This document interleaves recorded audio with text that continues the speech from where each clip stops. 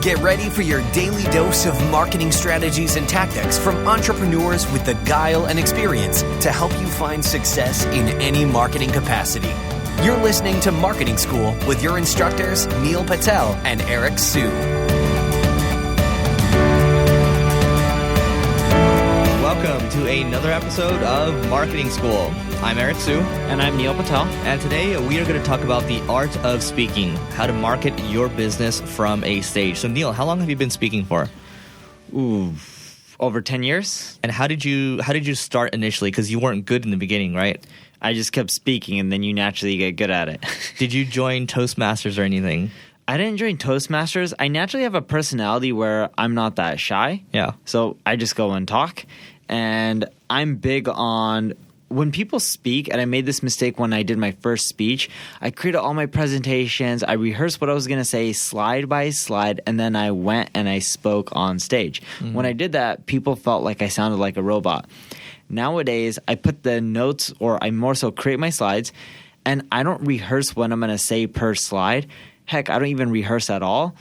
Because I made my deck, I know the topic that I'm going to be speaking on, and then I just go and talk and have a conversation.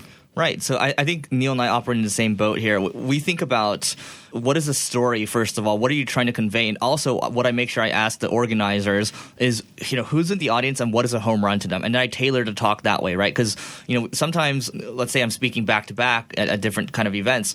I might be using the same presentation, but I'm talking to them differently. And I'm also at the same time, sometimes I might just stop and sometimes I might even engage with people midway. I don't do that a lot, but my point of saying that is like there's different ways to present to different audiences. So you have to know who you're talking to. And what I've seen, this is the same thing for Neil, he presented last week, is when he throws something up, it's not just a bunch of bullet points all the time. It's literally just one point perhaps, and it's one image, and he's talking through the image instead of just reading through slides, because anyone can read through the slides.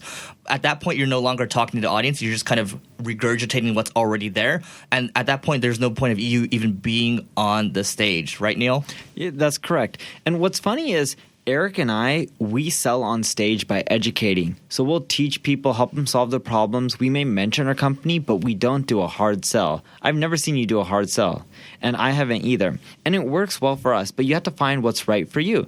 If you look at people who generate the most revenue from speaking, funny enough, it's not Eric and I. Even if you put us in the largest crowds, people like Russell Brunson still generate more revenue speaking on stage because he sells his business. And you can take a page out of his playbook. It doesn't fit Eric and I and our personality and, our brand. But his model is when he speaks on stage, he'll only speak about his product, and he offers something that's a special price for the product he's selling, and that gets a ton of people rushing in to buy his product. We were talking about this recently, but he spoke at Grant Cardone's 10X conference. How much revenue did he do? I believe it was $3 million. $3 million. So he has a total framework. He's been doing this for years where he'll educate you, and then at a certain point, he'll start throwing the offer at you. And it's very kind of, you start to feel like there's like a FOMO kind of aspect where there's a fear of missing out if you don't buy. And then what he does is he sets tables up in the back, and people start running to the back like this deal's going to go away soon and all that. So again, like Neil, if you look at Neil's content, you look at our content, my content is we're just constantly educating. We're being relentless. Like the education just keeps coming over time. And a lot of the conferences we speak at, they don't actually allow us to sell, right? They don't. And the ones that do want you to sell, like at Grant Cardone's 10X event, they want speakers to sell. So when Russell does $3 million, Grant may end up keeping $1.5 million of it because he threw the event, he got the attendees, and he charges the speakers 50% of their revenue or something around there. My percentages can be a little bit off, but most of these guys take 50% of the revenue. And at these events, people are expected to be sold. In most conferences, people aren't really expecting to be sold.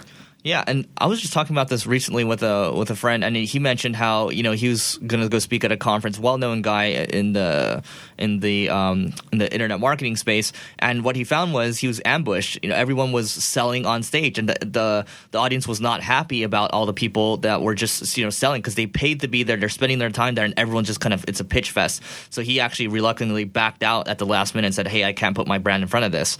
So we're not saying there's something completely wrong with that. It it rubs people the wrong way sometimes, a certain class of people. What I can say, when you are trying to do something, if you want to collect emails, for example, you can use Lead Pages lead digits. And from there, you might say, well, I have this, really in-depth research for you to check out.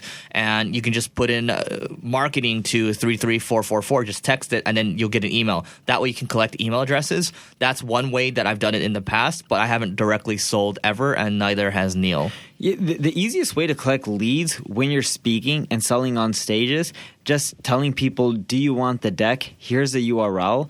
And when they go to the URL, either you show the deck or you ask them for their name, email, company size, all their information, and then allow them to see the deck. That's the easiest way to collect leads. Or as Eric mentioned, you're doing some sort of special offer. You can sell on stage. I don't like it. It rubs people the wrong way. And the real truth is, if you really want to grow your business, look at Gary Vaynerchuk. He's created an empire that generates over $100 million in yearly revenue. He speaks a lot. That's how he gets a lot of his business. I think Eric was mentioning to me the other day that he's getting closer and closer to $200 million. And the way Gary sells is he just goes and he helps people and educates. We believe in the same thing. We believe, yes, in the short run, it may not make you the most money, but in the long run, it builds loyalty, and that in turn will make you more money. Yeah, people can sense it when you're trying to optimize for every single dollar. So, when you play the long game, Gary actually made a video recently about why he gives mostly all this stuff away for free, and he really doesn't make that much off of books. It's because long game, when he has all the attention, well, then he can decide to do whatever he wants. He can just keep deferring. And, well, when you look at all the stars out there, you can choose different ways to monetize, different creative ways, and you bring different opportunities. So, like Neil said, sometimes selling on stage can rub people the wrong way, and it's just not our style. So, you might defer from that. But anyway, before we go to singlegrain.com/giveaway to get marketing tools to grow your business, and we'll see you tomorrow. This session of Marketing School has come to a close. Be sure to subscribe for more daily marketing strategies and tactics to help you find the success you've always dreamed of. And don't forget to rate and review so we can continue to bring you the best daily content possible. We'll see you in class tomorrow, right here on Marketing School.